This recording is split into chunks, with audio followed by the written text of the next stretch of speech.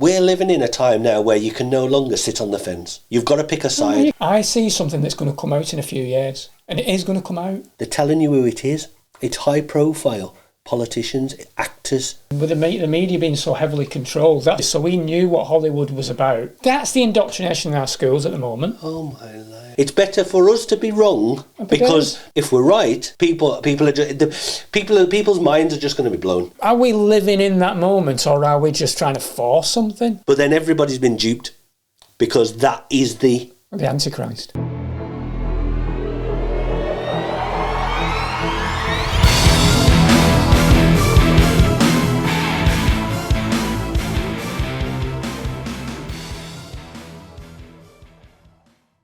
The Sound of Freedom. Yeah. I think it's out on the 4th of July. We should get as many as we could, and we should all go watch it. What if this was your daughter? There's no Marine unit coming. You're on your own. This job tears you to pieces. And this is my one chance to put those pieces back together. When God tells you what to do, you cannot hesitate.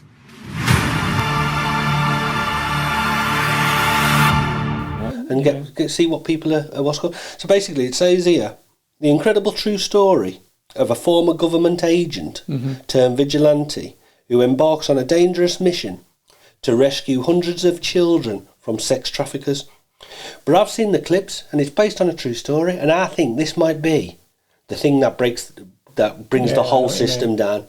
See, over the last few years, we've had 9/11, and then we've had the pandemic, and people are waking up. Now, if you want to get to people's emotions and feelings, you start introducing like what these people are doing to our kids. Oh, 100%. I mean, we're natural. That's our natural instincts to protect kids. But yeah, so like I think it's Jim from The Passion of Christ. It's Jim Caviezel. Yeah. Right. Yeah. The Sound of Freedom. Yeah. Right? But the thing is, I reckon the way they've done the film, they're telling you who it is.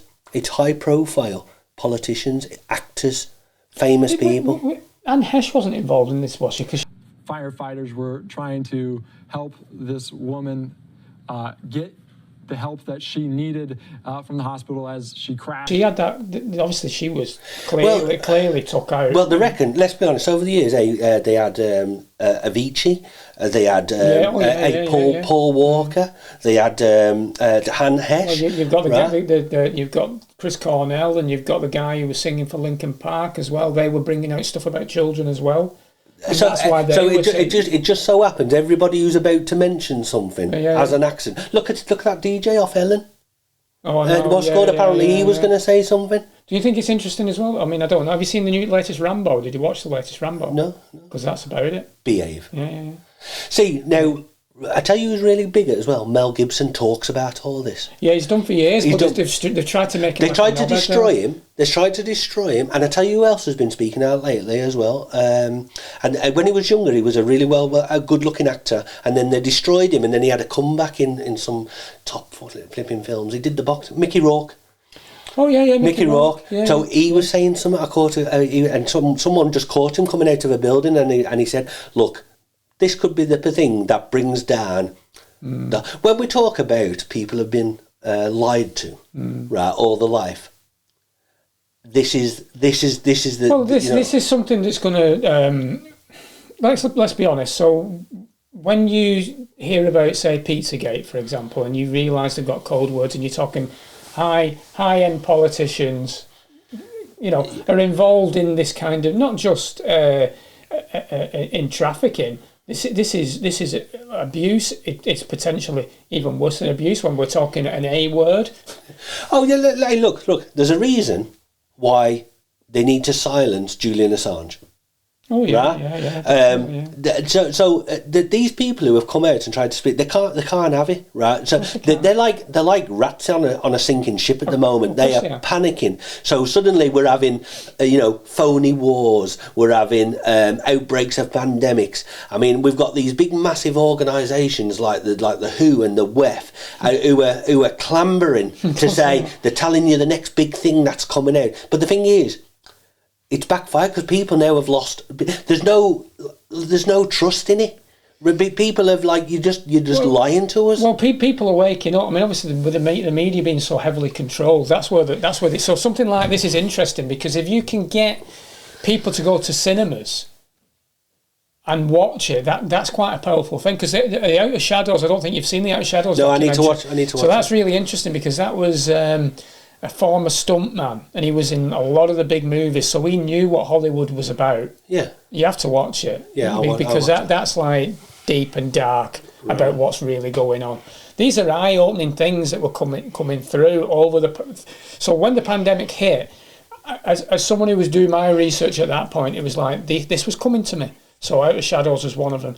The Wayfarer thing, where there was a piece of furniture on there for like $15,000 or something named, I think it was like Annabelle or something ridiculous, a girl's name. And then I know things like that you have to be, because they've tried to say, oh look, that was false and it was wrong. Well, yeah, of course they will, yeah. But then we've seen work from Rick Clay, who was onto something and then suddenly kills himself. It's amazing how they kill themselves, isn't it? Right. So the thing is as well, like all this. I mean, I know. You have to be careful. You can't even say certain words, can you, on certain platforms? But when it comes to children, they reckon they're doing certain things to get this adrenaline and this high energized blood. Well, but what if that's why these famous people? What if that's why they always look so young? What if this is why they're always? What if this is why they're famous? Well, there's films that tell you about it. So Entangled, the Rapunzel film. You know, the young girl, the older mother keeps her because she's using her to keep young. Then there's the Death Becomes Her with. Yes, they fall down and break the neck, don't they? And then he fixes them by. There's a magic potion. There's a magic potion. Yeah, do you know what they do? Yeah. And see, the thing is, it's there was a film and it showed you 9/11 with the plane crash. That was out years before it actually happened. Well, they always tell you. They always tell you, but this is because they have to apparently. They have because it's something to do with the karmic. It's a karmic thing. Yeah, because apparently, if you've seen it and you've accepted it. Yeah, then. And this is what we're living in. We're living in a time now where you can no longer sit on the fence. You've got to pick a side. No, you can't. You cannot pick a. I've said this. This is where I was struggling these past 3 years, Kev, because I'm trying to show you something, but I was the bad guy. Right. I was the super spreader. I lost. As you know, I lost friends because of it. But it's like, look, I could see what was going on. Yeah. But people don't want to see it. But surely, with this film that's coming out now. Like an average family who's not been interested in anything, you start mentioning because they reckon 9 million children a year, I think is go missing. I've heard that, yeah. Right? Yeah. So where do all these children go? Where's the outcry? Well, this is the thing. So there is no outcry because the mainstream media is so and it just so happens on Hunter Biden's laptop. They reckon there's all this connection with Ukraine, underground tunnels, child trafficking. That's so obvious. It's literally so obvious, but yet nobody seems to care. But why is that not? But surely journalism let's be honest. That's because the media's owned. It's owned by the people who are doing this to people. But we've talked about this, Kevin, in terms of how deep the programming is. So when you're a child, you go to school. You're being taught how to behave and this, that and the other, and then before you know it, you're indoctrinated with TV, you're indoctrinated with the media, you believe, then all these people are put on pedestals, and you believe them. You've got influencers now, haven't you? You believe them. And this is what was going on. It's only been the last few years when I didn't know all the connections with Disney, and then Disney's connected with NASA. Yeah. It's like whoa. But then there's all the subliminal stuff in Disney as well, a lot of sexual stuff. So again, it's an attack on children. It's been going on a long time. And the current agenda, all this with, like transsexuals and LGBT and gay. But then you look back in they tell 20 years ago in the films, and they had the actors dressing up, and now it turns out we might have really famous people, even as high as presidents and everything else, who are. Why have they made it such a secret? Why did they not just come out and say they were gay? And do you think that the country will see the United States will see the first gay president or the first woman president? We already have it with Obama, so let's just calm down. Got it. You know Michelle is a trans. I'm sorry, she's a what? A transgender. We all know. Oh my gosh. Or why did they not say or transsexual? Why is it such? But now it's sort of being forced on you in like in an evil way. Yeah, it does feel that way, doesn't it? But it's an attack on children again. I mean, you only have to look at the way that the story time thing they're doing with the trans movement. So you've got the trans having libraries and reading books to children, and then a lot of the books that's in schools right now is teaching kids how to masturbate and this, that, and the other. And then they're also saying to kids, in fact, Jacob at school. So they had an assembly talking about, it's okay if you're feeling that you're transsexual and this, that, and then you might need to, you might have feelings where you're in the wrong body and therefore you might need to have surgery. You don't need to tell your parents. Joking. Honestly, this is what they're doing. You're messing with kids. Messing with kids' heads, yeah. You're putting things into the red what they didn't even know were there. Exactly. They need to be children. They just need to be children. And I know our universities and everything, because I've seen it, because we've got like kids growing up, and as soon as they walk in now, it's all this, you have to say this, and you have to pronouns, and Black Lives Matter, and it's like, it's rammed, and I'm all for equality, and I'm all for fairness, but the thing is, there's an agenda. It's like Stop Oil, like these idiots who it's all these people who are doing the activism don't realise it's the oil companies that are funding them. They don't even know it. They have no idea because they're reading the fucking Daily Mail. That's the problem. Have you ever seen that where they've got the protesters and they're all about like save Ukrainian families and all this lot? Oh no, refugees. Sorry, it was refugees. Yeah. And then there was a fella and he had a board and he went, "Can you sign here and take a refugee into your house?" Not one of them. Not one of them. Hold on. So you're protesting? Well, then they rolled Gary Lineker out. Exactly. Come on. Who takes one in for a month? It's so obvious what they're doing. And like the little girl, Greta. How dare you? Oh, what a surprise. It's a joke. She's linked to George Soros. It's a joke. It's like that young kid, the young kid who's on, what's good, he's been they've made him famous on TikTok. He's been doing really stupid stunts. Mizzy. It's an actor. He's an actor. A fucking actor. I know. And then he gets on Piers Morgan. What a surprise. Who's another actor. He's another actor. And people forget this is the same fella who hacked people's phones. But then this guy, Mizzy, then says on the fucking interview about the laws in England are too weak. Oh, is that... That's what it was. So it's all to do with it's all about bringing in the internet laws and strengthening the digital. It's all about the digital structure. Yeah. I think we're living in dangerous times because what's happened now is we've gone too far left. Oh yeah, and the right. It's almost merging with the right. So I said this. You are touching far right. Yeah. But people are so pissed off with the left. They've got to be very careful because they will end up far right. Yeah, because I've seen this myself. People who you once would have disagreed with, you're starting to feel yourself agreeing with them or siding with them. I was called a far right gammon. And I've been a tree hugger all my fucking life. You couldn't believe it. I'll tell you something as well about the indoctrination in schools, right? Check this out. So, when all this bullshit started 3 years ago, and I was coming out, I was standing up and coming out with stuff. My daughter came home from school with an email. She said she showed me this email. I was at the school. No, sorry, I got it wrong. The school emailed me, right? And it basically labelled individuals who say this, and this against the government, whatever, are domestic terrorists, right? Yeah. No shit, right? This was from her school, and she had a lesson where they were basically saying people like me who were standing up against this are domestic terrorists. So she sat in the class listening to all this and basically thinking, That's my dad's like that.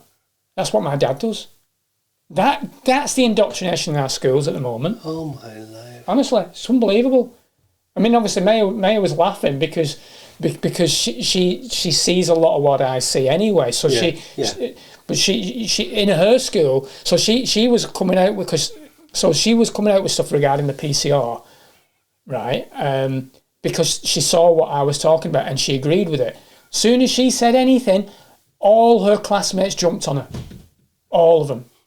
Because they're following the narrative. So she didn't want to say anything anymore. Exactly.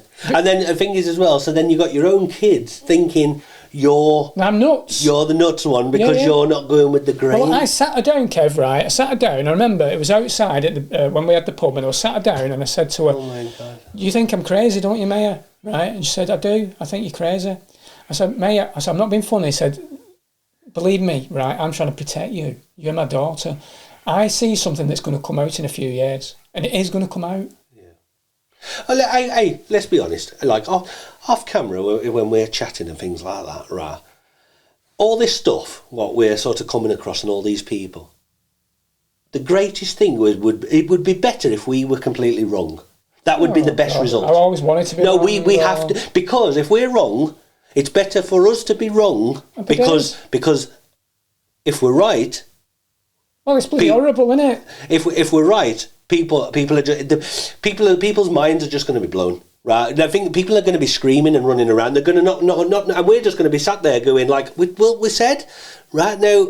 So to be honest, part of me thinks I'd rather be the one who's wrong, because. 100%. But the thing is, everything we've been talking about for the last 15 years, and people who have been great people like David Icke has been on. I don't know that much about him, but he's been talking about certain things. He's been on the ball. But he's been on the ball with certain things, right? Now the stuff we've come across in the last 15 years, like we knew about all this, about the child trafficking and all this kind of stuff, but no one talks about it. No one listens to it. Now the thing is, it's almost like we're living in biblical scripture times. Oh, I've said this. It's almost end days, and it's almost like you won't know who to trust. No. You won't know where to get your information from. It's the right? test.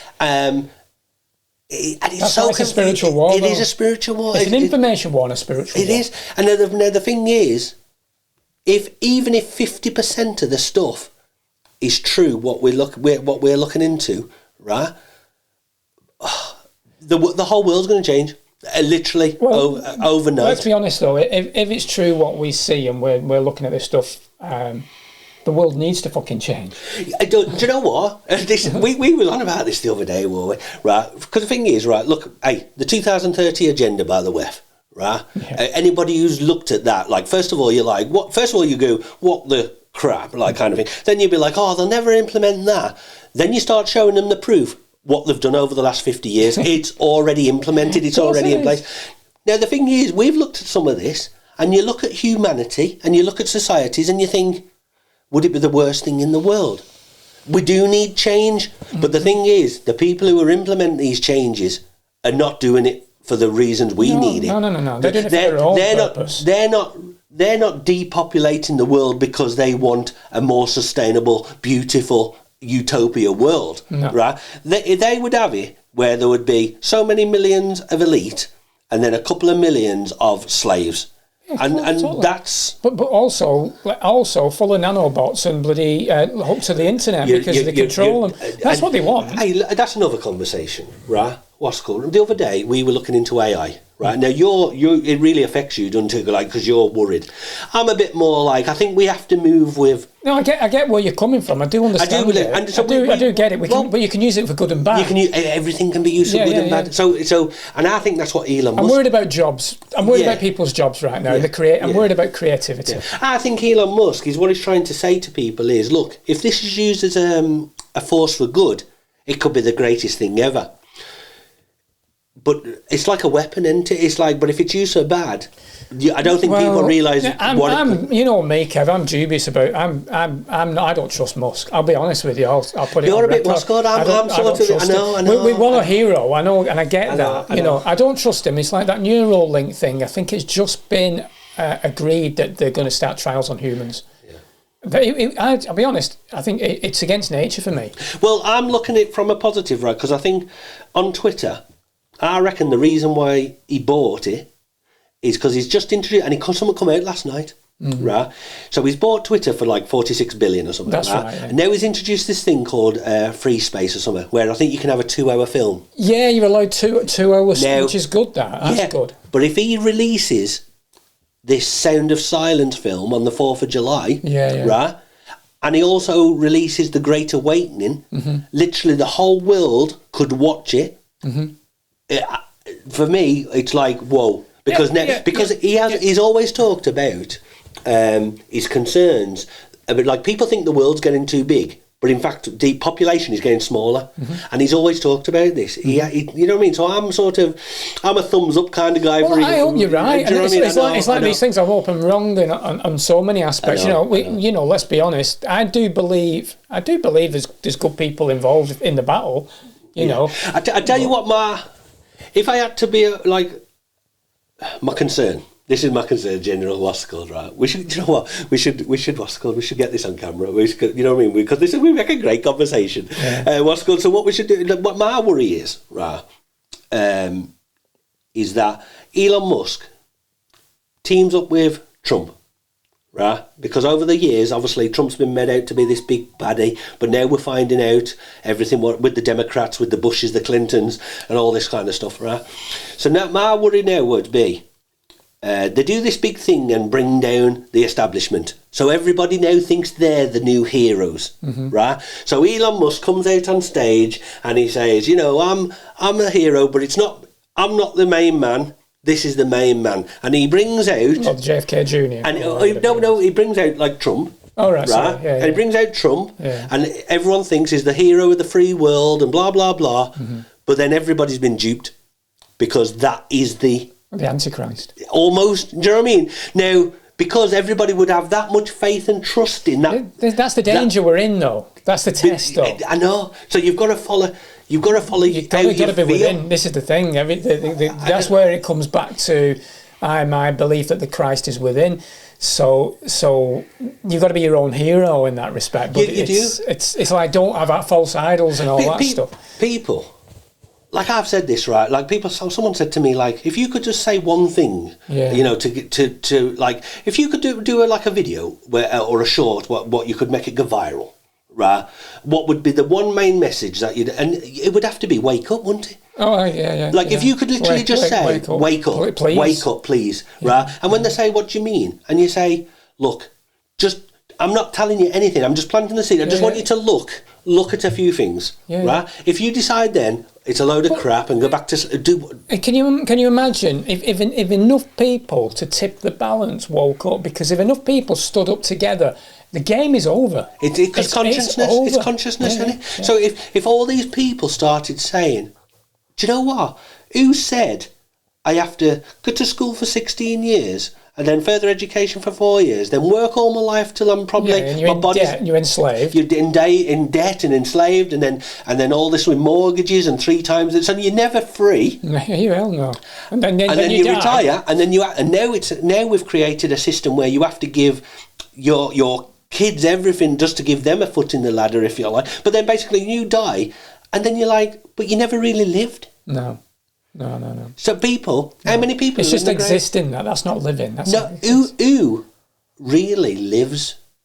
Well, this is the thing. So that'd be a good conversation. What is life? Well, it is. It's a massive conversation because if we can, ultimately, we're like. If you think as individuals, we're still going through that motion of like we want to succeed in like what we're doing with Drake, Michigan, for example. So we put ourselves under a lot of pressure and stress and everything else. When really, you are we living in that moment, or are we just trying to force something? We need to enjoy life. Yeah. Well, the thing is, like we try to create stuff, and we hope people will enjoy that stuff. Yeah, sure. But we also know, like, it demoralises and it gets you down, like, you know. But the thing is, if we stick to doing the reasons why you get into it, because if you're, like, let's say you're an artist, right? You don't draw a painting because you want it to sell for 10 million. You draw the painting. Do it for love for yourself, you say. Exactly, it's your creativeness. And so, like, in fact, last night I was watching a great little short documentaries, wherever you believe in them or whatever. Anyway, it was about Oasis. Oh, right, yeah. And Oasis were talking about back in the good old days. And do you know what? The 80s and 90s were good old days. Well, they felt free. But the thing is, but he was talking about, it was Noel and Liam, different clips, like, but they were talking about the struggles when they were really, like, they were travelling the whole country. Of course. Right? Yeah, you got to work at it. They got so lucky, you know. So what happened is they were playing this gig, right, and there was a girl band on, and they said, oh, we're going up to Edinburgh. And back in the day, they were like, oh my God, how have you managed to get up in Edinburgh? And they said, oh, come with us if you want. So they were like, they all threw 25 quid in the kitty or something. Anyway, they drove up to Edinburgh, and these girls, like, when they got there, the fella said to them, he went, oh no, there's no room for you. And anyway, the girls kicked off and they went, well, we'll shorten our set. We'll just play 3 songs or 4 songs and let this group, I think they're good. Anyway, Oasis started singing, and what happened is that one of the girls from the band, her boyfriend was a top record producer. I forgot the name of the company, what they got involved with. So they got spotted then. Huh? So basically he turned, but he wasn't even he just turned up by chance that night as well. So he turns in and they're singing and he said, hey, they're all right, aren't they? Right. And someone said to him, you need to get this. And he went, well, we'll see. Anyway, they sung the second song and it was just like blew him away. And by the third one, he was like, we need these. Right. And so that was the magic moment, and there's always a magic moment of Oasis. Now the thing is, what's called, so Think and Grow Rich, Napoleon Hill, right? Yeah. There's a story in here, and he talks about 6 foot from gold. Yeah, right? I know, because I've read, well, I've listened to the book, and you bought me the book, and it's really, it's so difficult when you're fighting so hard for something. But because you don't know where it is, do you? And people never realise you're only ever one day. Well, you could be a minute away from success. So Oasis, if they never really truly believed in what they were doing, right, and if they decided, like so many bands would say, look, it's not going to happen, let's give up. But they didn't. No. They just kept... You got to work. And then you got to graft at it. Something happened. But belief as well. You got to believe in what you're doing as well. Yeah. So, but imagine a world where... Let's instead of an exchange of energy of money, right? Because there has to be an exchange of energy, right?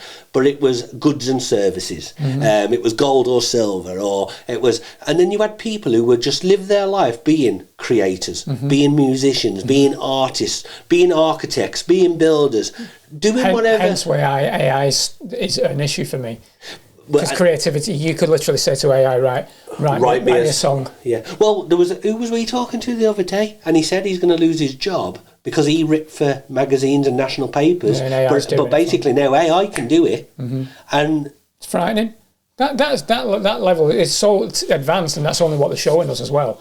But I mean, people need to. Regarding Oasis, I'm a big fan of their music. I love the music, and I've got most of them on vinyl, and I watched them in the day and stuff. But there's one thing that'll always gripe me, always, the close links with Tony Blair. I cannot ever get past that. Is that not Noel more than Liam though? Yeah, it's more Noel. But it's funny because, like, if you look at him, and I look at it from a different way with the Gallagher brothers, because I love the way that Liam seems to have stuck to his roots and Manchester, and he couldn't give a fuck and all the rest of it. But I can also understand where Noel is sort of. He just wants to improve his life. Where he speaks like really nice, but I don't think he has completely forgot. Do you know what I mean? But I think he wants to experience and open himself up. But until you actually spoke to him about them links, like that's a bad connection to. It is for me. But I mean, at the end of the day, it's just perceptions and opinions. Yeah. I mean, obviously for me, Ian Brown is. You're a big lover of Ian Brown. See, without Ian Brown, there is no Liam Gallagher without Ian Brown anyway. So. Oh, is that right?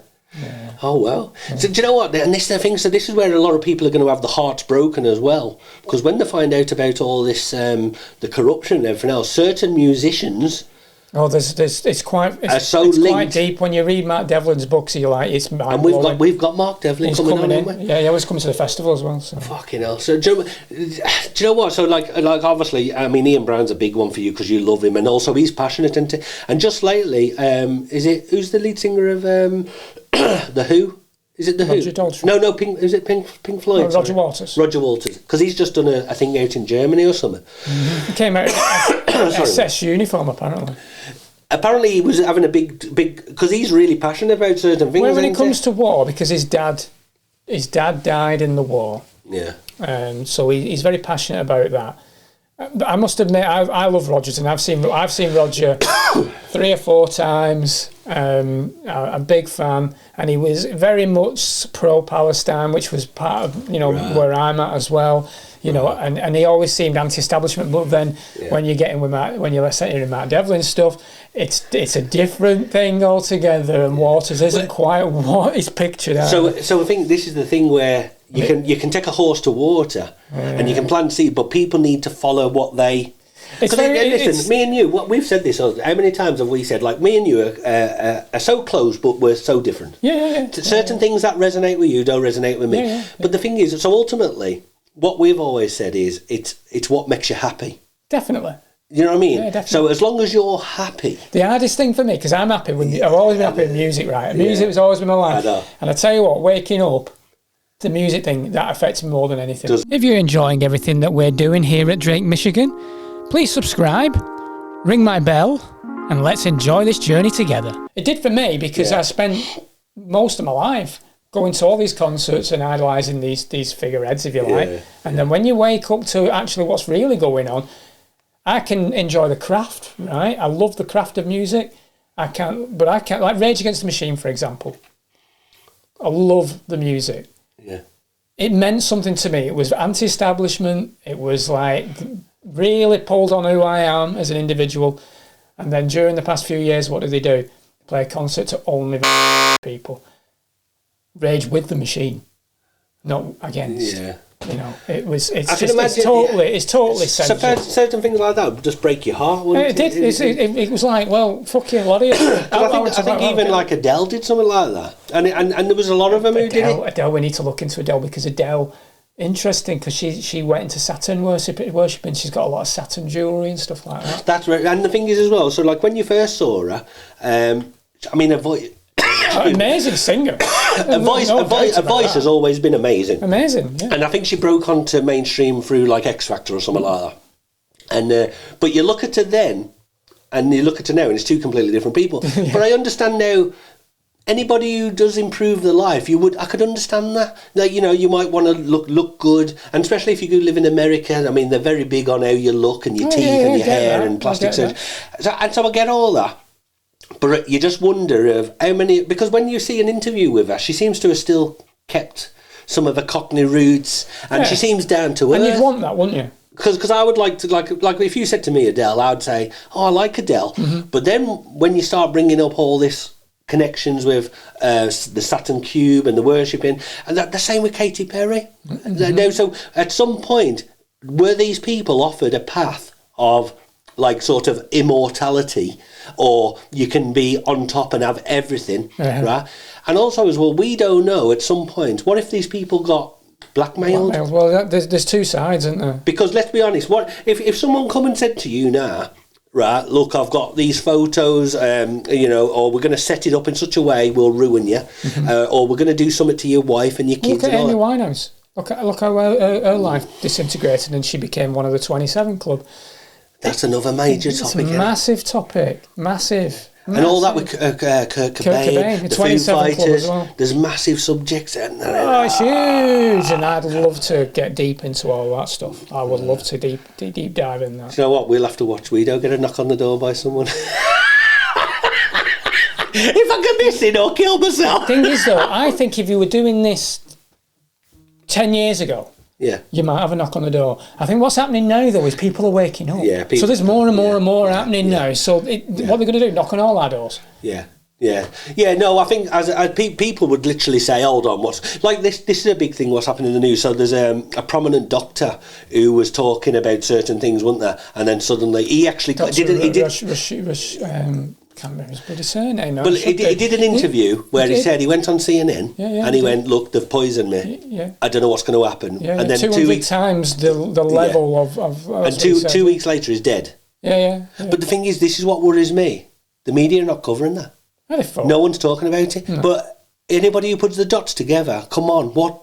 Something's not right. But he was one of the what they classed as the 12 disinformation. There was 12 in America that Biden basically, and he was one of them. Oh, right, okay. So he will have marked the cards of these people that went against the grain and basically, because let's be honest, it was one-way traffic in the media. So, they don't want anyone going against the grain with any power, with any influence. So what's good? So if we was good, obviously, it's early days for us, right? But if you had a piece of paper now and a pen,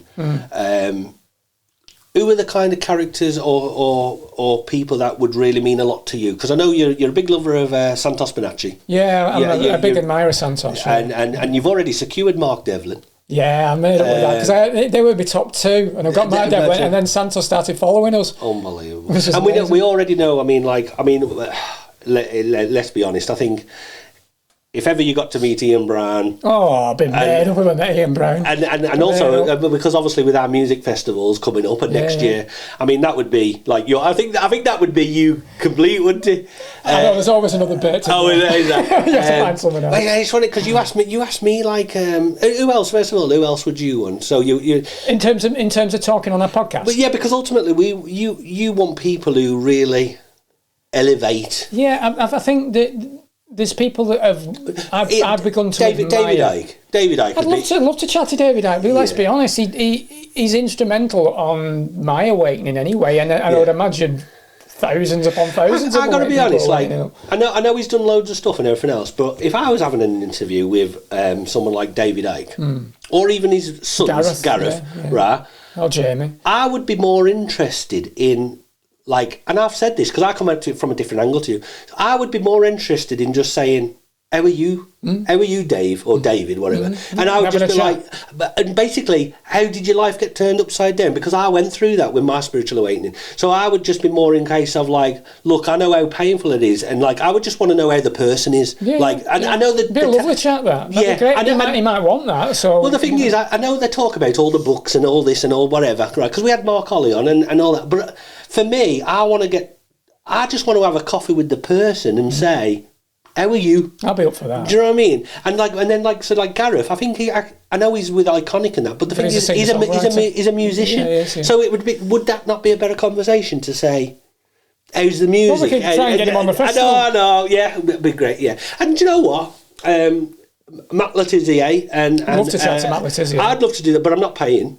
And I'm not paying money. Well, we haven't got the money to pay him. But even if I'm not doing it because principle, isn't it? Because I want people to spread their knowledge and their word because they want to. Yeah. Do you know what I mean? There's other ways the money will come, right? You can make money through advertising, selling, anything.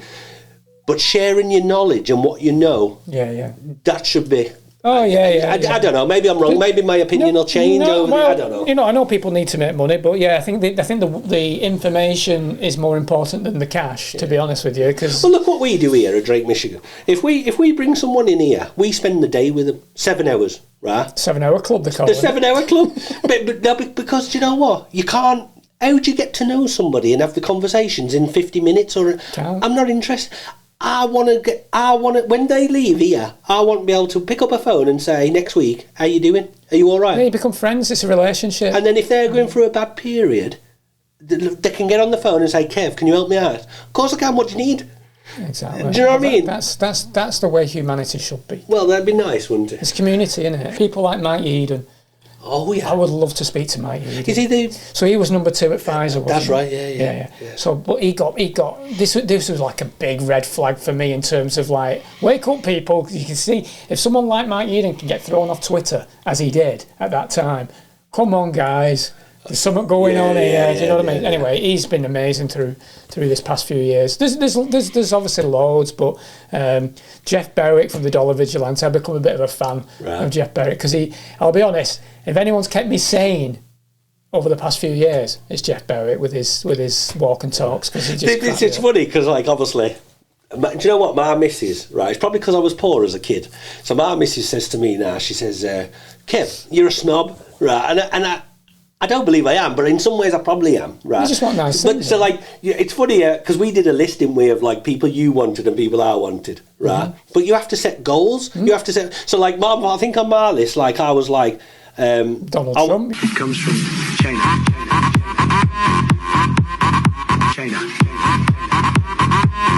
I had Donald Trump, right? But again, I don't want to speak to Donald Trump because he's president and that. I couldn't give a crap. I want to speak to Donald Trump as in like, how are you, mate? How are you, Donald, or whatever his name is, right? And I just want to say like, you know, how was business?